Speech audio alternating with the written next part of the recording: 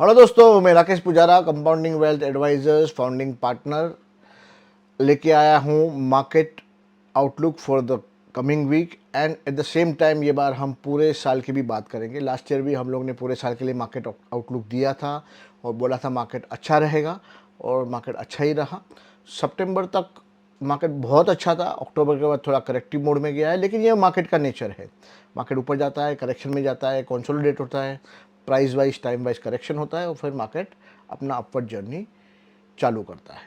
तो देखते हैं ये बार मार्केट क्या लगता है हमें, हमारा क्या व्यू है। उसके लिए हमने काफ़ी स्लाइड्स भी बनाए हैं, उस स्लाइड्स को हम देखेंगे और समझने का कोशिश करेंगे कि मार्केट ने अभी तक क्या किया है और आगे आउटलुक क्या है, और हमारे जो स्मॉल केसेस है उसने क्या क्या परफॉर्मेंस किया वो भी हम लोग ने दिखाया है। और आगे जाके जो भी हमारा व्यू है हमारे स्मॉल केस के बारे में कि कौन से स्मॉल केस अच्छे हैं और कौन से आपको सब्सक्राइब करने चाहिए, और इक्विटी मार्केट ओवरऑल क्या लग रहा है।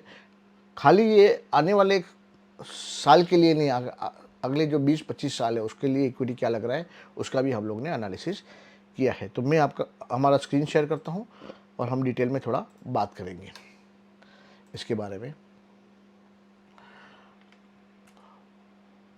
जी हाँ, ये है हमारी market outlook for 2025।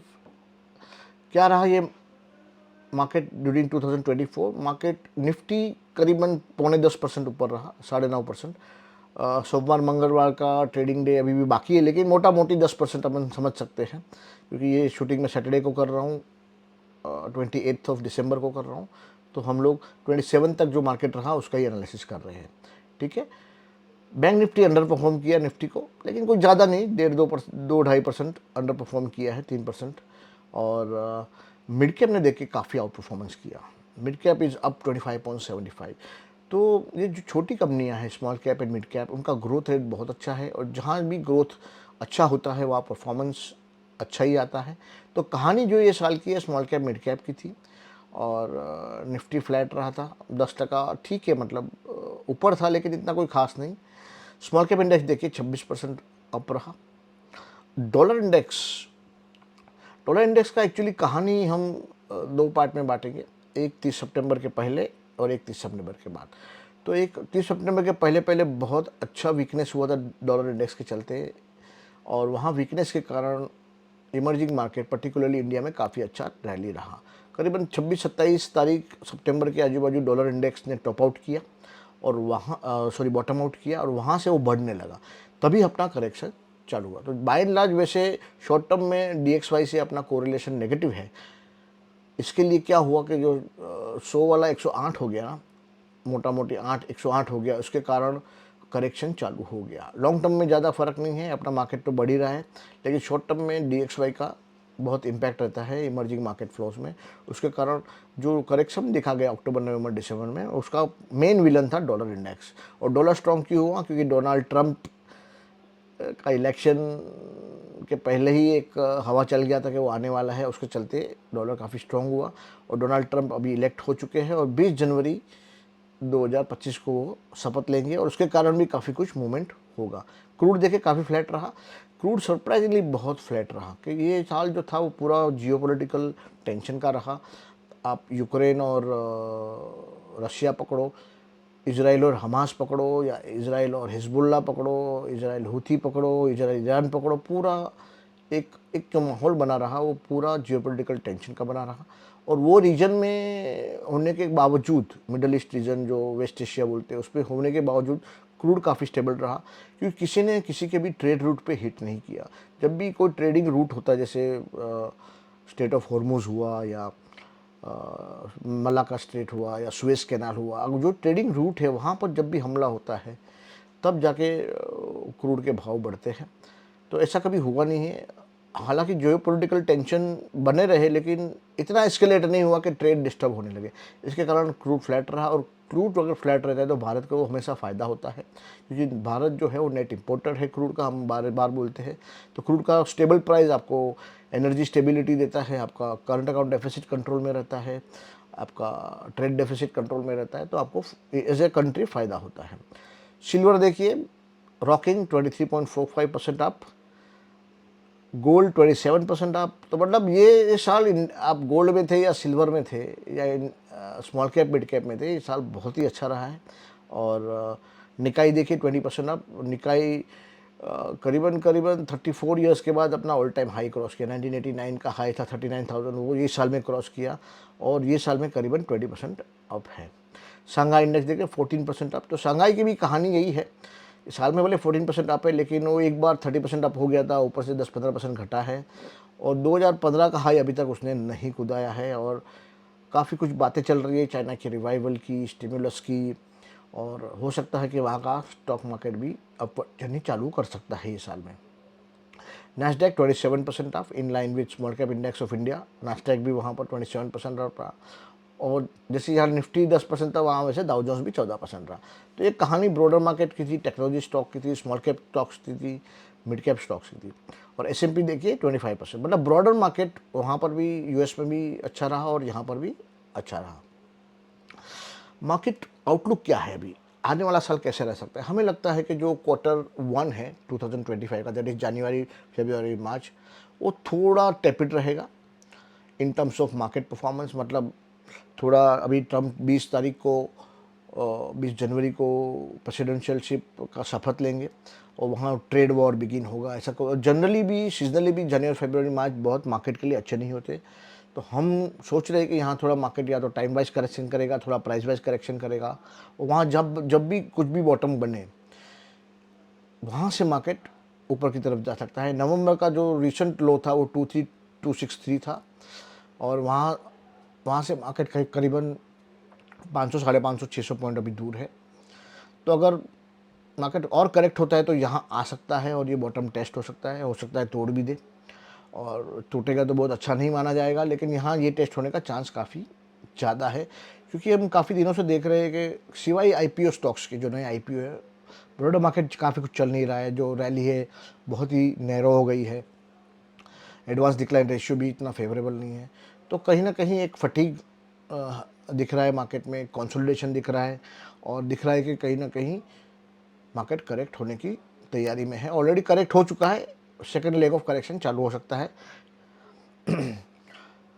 April 25 onwards हमें लगता है कि मार्केट में resume it's upward journey and may cross all time high. तो मतलब ये 2025 में एक बात तय है कि ऑल टाइम हाई तो क्रॉस होना है। हो सकता है पहले थोड़ा करेक्शन आए, बाद में क्रॉस या तो हो सकता है कि यहीं पे भी करेक्शन अटक जाए और यहाँ से ही न्यू हाई की तरफ चले। एक बात हमें तय लग रही है कि market new all time high आ रहा है 2025 में, और मुझे लग रहा है वो अप्रैल के बाद आएगा, उसके पहले नहीं आएगा, और वहाँ से अच्छा खासा बढ़ेगा भी सही। गोल्ड एंड सिल्वर में कंटिन्यू टू डू वेल। मुझे लग रहा है 2025 में गोल्ड और सिल्वर अच्छा करेंगे, पर्टिकुलरली जब भी इक्विटी मार्केट वीक होता है जनवरी फरवरी मार्च 2020, वहाँ पर गोल्ड सिल्वर अच्छा कर सकते हैं। Now coming back to international, Trump का जो इलेक्शन है वो हो चुका है, थम्पिंग मेजोरिटी है। 20 जनवरी पे शपथ लेंगे और वहाँ से आने में उन्होंने जो डिक्लेयर्ड एजेंडा है वो क्लियरिटी से बोल दिया है कि जो हम पे टैरिफ लगाएगा हम उस पर टैरिफ लगाएंगे। तो टैरिफ वॉर बिगिन होने का चालू होगा और उसके कारण यूएस में भी इन्फ्लेशन बढ़ सकता है, वर्ल्ड वाइड भी थोड़ा इन्फ्लेशन बढ़ सकता है। एक दूसरे पर टैरिफ लगाओ या तो एक दूसरे पर टैरिफ मत लगाओ, तो नेगोशिएशन होंगे, थोड़ा रिटोरिक होगा, थोड़ा एक्चुअल होगा, तो ये सब काम होने वाले हैं। उसके कारण थोड़ा न्यूज़ फ्लो वॉलेटाइल रहेगा और हमें लगता है कि दो इंडिया के बारे में भी वही सोचते हैं कि अगर आप हमारे गुड्स पे टैरिफ लगाओगे तो हम भी आपके गुड्स पे टैरिफ लगाएंगे। लेकिन चाइना के बारे में वो बहुत ज़्यादा स्ट्रिक्ट दिख रहे हैं और उनका ये पॉलिसी जो है वो प्रो इंडिया हो सकता है। दो टैरिफ की बात कर रहे हैं लेकिन ओवरऑल फ्रेंडली एनवायरनमेंट रहेगा इंडिया की तरफ, ये हमें लग रहा है और वो भारत के लिए काफ़ी अच्छा है। और एंटी चाइना एनवायरनमेंट तो रहने ही वाला है। तो 3-4 साल जो है वो चाइना और यूएस का रेटोरिक चालू रहेगा, ठीक है। लेकिन उसमें ओवरऑल मुझे लग रहा है इंडिया को फ़ायदा ही है। 2025 में हमें कौन से सेक्टर लग रहे हैं जो अच्छे रहने वाले हैं? हमें लग रहा है आईटी सेक्टर बहुत अच्छा रहेगा। ये साल का one of the top performer रहा आईटी, और यहाँ से और भी बढ़त आ सकती है। मल्टी ईयर ब्रेकआउट भी देखा गया है ये सेक्टर में, और काफ़ी मतलब अगर ये जो करेक्शन में किसी का चार्ट अच्छा है तो आईटी सेक्टर का है। हम हर हफ्ते चार्ट देखते हैं और आपको भी पता है कि आईटी फॉर्मेशन बहुत अच्छा है। दूसरा सेक्टर जो हम बुलिश वो है फार्मा। फार्मा भी मल्टी ईयर ब्रेकआउट्स किया है, काफ़ी स्टॉक्स ऊपर बढ़ रहे हैं, और उसमें बायोसिक्योर एक्ट का भी काफ़ी हवा चल रहा है यूएस में जो पास हुआ उसका, और सीडीओ में थीम जो बोलते हैं काफ़ी फंडामेंटल एनालिस्ट है उसको सपोर्ट कर रहे हैं, और वहाँ फार्मा में भी मुझे लग रहा है कि वहाँ अच्छी बढ़त मिल सकती है। तीसरा सेक्टर जहाँ हम बुलिश है वो BFSI sector, particularly private banks, private NBFCs, PSU banks, ये और इंश्योरेंस सेक्टर हुआ, वो सब उसमें हम थोड़ा बुलिश है। और तीसरा ये सेक्टर जो है वहाँ हमने ध्यान देना चाहिए। चौथा सेक्टर जो ये साल का अच्छा परफॉर्मर रहा, और ये भी ये साल में 2024 में मल्टी ईयर ब्रेकआउट पे था, वो है रियलिटी सेक्टर।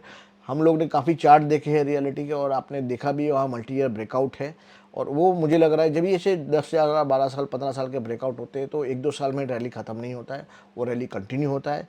तो हम सोच रहे हैं कि रियलिटी में भी रैली आगे बढ़ेगा। एंड पांचवा सेक्टर जो हमें लगता है अच्छा रहेगा वो कंज्यूमर ड्यूरेबल सेक्टर। ठीक है, तो ये 5 सेक्टर पे फोकस रहेगा हमारा। और हमारे स्मॉल केस आपको तो पता ही है कि वो सेक्टर एग्नोस्टिक है, तो जहाँ भी रैली है प्राइस सब प्राइस एक्शन बेस्ड है, रूल ड्रिवन है, क्वांटिटेटिव ड्रिवन है, तो हमें कोई सेक्टर की ज़्यादा चिंता नहीं करनी होती है। जो सेक्टर में परफॉर्मेंस आएगा वहाँ अपना पोर्टफोलियो ऑटोमेटिक बनता है। तो कौन से सेक्टर कौन से स्टॉक में इन्वेस्ट करना चाहिए वो हमारे स्मॉल केस के थ्रू ऑटोमेटिक हो जाता है। ये आउटलुक हम आपको आपके अदर इन्वेस्टमेंट्स रहते हैं जो आपके उसके हेल्पफुल आपको हो जाए, इसके लिए हम लोग हमेशा आउटलुक को हम प्रोड्यूस करते हैं एवरी वीक, और since it is year end we are producing it for the entire year. सिर्फ कौन सा स्मॉल केस हमें लगता है कि आने वाले साल में परफॉर्म कर सकता है, तो ये 5 स्मॉल केस हमें लग रहा है: CW Everest 10, CW all cap 35, CW multi cap momentum gladiator, CW mid 25 and CW dual moment. ये 5 अच्छा है। और छठा जो हमें लग रहा है CW डिफेंस। डिफेंस में काफ़ी कुछ एक्शन है, और डिफेंस में काफ़ी डीप करेक्शन भी हुआ, लेकिन अगर किसी को एक थीमेटिक प्ले करना है तो CW डिफेंस के थ्रू प्ले कर सकता है, क्योंकि अभी मुझे लग रहा है कि Q4 में जो अभी तक ऑर्डर फ्लो रुका हुआ था डिफेंस का इलेक्शन के कारण, ये वो सब अभी चालू हो जाएगा, और अगला साल डिफेंस के लिए मेरे हिसाब से बहुत बढ़िया रहने वाला है। और एक सेक्टर जहां इंफ्रास्ट्रक्चर थ्रस्ट गवर्नमेंट का बढ़ने वाला है, तो ये हमें लग रहा है कि CW इंफ्रास्ट्रक्चर उसके कारण काफ़ी बेटर हो जाएगा। जो गवर्नमेंट ने स्पेंडिंग नहीं किया है पहले हाफ में, और सब सेकंड हाफ में स्पेंड करेगा, और अगले साल के ये बजट में भी मुझे लग रहा है कि इंफ्रास्ट्रक्चर का तो अलोकेशन बढ़ के ही आएगा। तो ये 6 या 7 हमारे जो स्मॉल केस हैं हमें लग रहा है कि बहुत अच्छा करने वाले हैं। तो आप अपना जो इन्वेस्टमेंट है वो स्प्रेड करके रखिए, थोड़ा इसमें थोड़ा इसमें थोड़ा इसमें, और थीमेटिक प्ले करना है तो डिफेंस और इंफ्रास्ट्रक्चर प्ले कर सकते हैं। और बाकी अदरवाइज़ तो इंफ्रास्ट्रक्चर और डिफेंस चला तो भी हमारे पोर्टफोलियो में तो ऑटोमेटिक आ ही जाएगा, अदर पोर्टफोलियो में आ ही जाएगा। हम क्यों बोल रहे हैं कि आप अग्रेसिवली इन्वेस्ट करते रहिए और इन्वेस्टेड रहिए? क्यों हमें हमें लग रहा है कि इक्विटी मार्केट अभी ये तो 1 साल का आउटलुक दिया, लेकिन हम अगले 20-25 साल के लिए बुलिश हैं। और क्यों बुलिश है मैं आपको पूरा समझाता हूँ कि बिग पिक्चर क्या है। बिग पिक्चर ये है कि ये जो स्लाइड है ना, ये लास्ट 217 साल का रिकॉर्ड है, 217 ईयर्स ऑफ रिकॉर्ड, कि डिफरेंट डिफरेंट असेट क्लास ने क्या क्या रिटर्न दिए। और ये जो रिटर्न्स जो है stocks, bonds, bills, gold and US dollar, ये इन्फ्लेशन एडजस्टेड रिटर्न है। ठीक है, मतलब समझो 4% इन्फ्लेशन हुआ और 6% ग्रोथ हुआ, रियल ग्रोथ हुआ, तो आपका रिटर्न हो गया 6 + 4 10%। तो अगर 10% नॉमिनल ग्रोथ है तो 4% इन्फ्लेशन माइनस करेंगे तो 6% रियल रिटर्न। तो ये सारे जो है रियल रिटर्न है। देखिए क्या क्या रियल रिटर्न आया लास्ट 217 साल में। 6.8% स्टॉक्स का रहा, 3.5% बॉन्ड्स का रहा, ट्रेजरी बिल का 2.6%, गोल्ड का देखिए 0.6, और डॉलर का रहा -1.4। मतलब आपके कबाड़ में अगर कैश पड़े हुए हैं ना तो उसका नेगेटिव रिटर्न है इन्फ्लेशन का। मतलब ये मोटा मोटी आपका उसके कारण क्या हो रहा है कि जो उसका फाइनल वैल्यू है वो डेप्रिशिएट हो गया। जैसे डॉलर का वैल्यू अभी खाली 4 सेंट रहा 217 साल में, लेकिन गोल्ड में क्या किया, इन्फ्लेशन से ज़्यादा थोड़ा रिटर्न उसने डिलीवर करा है। तो $3.64 उसका टर्मिनल वैल्यू आफ्टर 217 ईयर्स रहा। बॉन्ड्स बिल्स देखिए $264, और बॉन्ड्स का वैल्यू रहा 1746। लेकिन आप देखिए कि स्टॉक्स का वैल्यू क्या रहा आफ्टर 217 ईयर्स। स्टॉक्स का वैल्यू है $1.6 मिलियन। ओके, तो ये डिफरेंस होता है रियल रिटर्न का। जो डिफरेंस है वो over a period of time जब भी कंपाउंडिंग होता है ना, तभी ये डिफरेंस बढ़ते जाता है। इनिशियली देखो सब सेम लगता है, धीरे धीरे धीरे जब भी ये डिफरेंस बढ़ने लगता है, देखो कंपाउंडिंग होता है, तो ये ब्लू लाइन कैसा सबसे दूर होता गया। और इसीलिए हम बोल रहे हैं कि इक्विटी में हमेशा बने रहना चाहिए। तो ये तो इक्विटी का रिकॉर्ड था, इंटरनेशनल रिकॉर्ड था 217 साल का।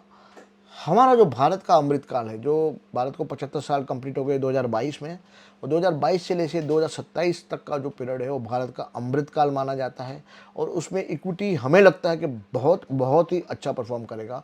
उसका कारण क्या है? एक कारण है कि हमारा जो जीडीपी है पर कैपिटा, वो $2,800 से $10,000, $12,000 की तरफ जा रहा है अगले डिकेड में। और जब भी इससे पर कैपिटा इनकम बढ़ता है तभी इक्विटी मार्केट में हमेशा बूम आता है। सेकेंडली, इंडिया में वर्ल्ड का बेस्ट सॉफ्ट इंफ्रास्ट्रक्चर है। सॉफ्ट इंफ्रास्ट्रक्चर बोलेगा तो डिजिटल इंफ्रास्ट्रक्चर, डिजिटल इंफ्रास्ट्रक्चर बोलते हो एक जनधन अकाउंट्स हो गए, आधार हो गया, मोबाइल हो गया, उसको हम जैम बोलते हैं। दूसरा, यहाँ का रेगुलेटरी एनवायरनमेंट लास्ट 10 साल में बहुत ही इम्प्रूव हो गया है, particularly with laws like real estate, जो कि उसको रेरा लॉ बोलते हैं, then bankruptcy code IBC, then GST one tax, one nation one tax. और लास्ट 5-7 साल 10 साल में हमारे जो मैक्रो इकोनॉमिक पैरामीटर्स है, जैसे करंट अकाउंट डेफिसिट हुआ, फिस्कल डेफिसिट हुआ, इन्फ्लेशन हुआ, इंटरेस्ट रेट हुआ, बहुत ही स्टेबल है। और जब भी ऐसा होता है कोई कंट्री में, तभी इन्वेस्टमेंट कंट्री में आता है और उसका इक्विटी मार्केट अच्छा परफॉर्म करता है। तो करीबन इन्फ्लेशन अंडर कंट्रोल हम समझे कि 4 या 5% रहेगा, रियल GDP अराउंड 7%, तो 11% का ग्रोथ तो रहने वाला है हमें लग रहा है फॉर द नेक्स्ट 10-15-20 ईयर्स। और करेंसी काफ़ी स्टेबल है। स्टेबल करेंसी, आप 1-2% डिप्रिसिएशन भी पकड़ लो तो नॉमिनल ग्रोथ आपका 13-14% हो सकता है। गवर्नमेंट ने काफ़ी स्कीम भी इंट्रोड्यूस किए हैं, PLI scheme, China +1, make in India, तो उसके कारण इकोनॉमिक आउटलुक बहुत ही अच्छा है। और पर्टिकुलरली ये जो ग्राफ है ना, उससे हमें लगता है कि भारत का भविष्य बहुत ही बढ़िया है। तो ये ग्राफ क्या बोलता है? ये ग्राफ जो है वो येलो लाइन है, वो इंडिया का वर्किंग एज पॉपुलेशन का लाइन है जो बढ़ रहा है। एक लाइन मतलब कितना परसेंटेज ऑफ पॉपुलेशन, जो वर्किंग पॉपुलेशन है वो कितना परसेंटेज जो 15 साल से 64 साल के बीच में जो होते हैं वो वर्किंग एज पॉपुलेशन बोला जाता है। तो we will have 23% of our working age population by 2030, मतलब वर्ल्ड का 23% वर्किंग एज पॉपुलेशन इंडिया में रहने वाला है। और ये ग्राफ जब भी बढ़ता है, मतलब ये कंट्री यंग है और ये ग्राफ बढ़ रहा है, लेकिन ये ग्राफ जब भी घटने लगता है मतलब आपका पॉपुलेशन एज होने लगा है, आपका पॉपुलेशन का एज होने लगा है। तो आपने देखा ये चाइना का कहीं ना कहीं पीक आउट हो गया 2012, 13, 14, 15 में यहाँ पर, और वहाँ से वो ग्राफ नीचे आने लगा 2015 में। उसके पहले समझो 2010 में ये जो ग्राफ है वो यूरोप का ग्राफ है, यूरोप का ग्राफ भी देखिए नीचे जाने लगा। और US का ग्राफ भी कहीं ना कहीं यहाँ प्लेटू हो गया 2010 से 15, वहाँ से वो नीचे आने लगा। लेकिन इंडिया का ग्राफ देखिए, ये काफ़ी यंग पॉपुलेशन है और जब भी ये ग्राफ ऊपर होता है तभी बेस्ट प्रॉस्पेरिटी होता है। तो ये ग्राफ करीबन 2047 तक ऊपर रहने वाला है, बाद में शायद वो घट सकता है।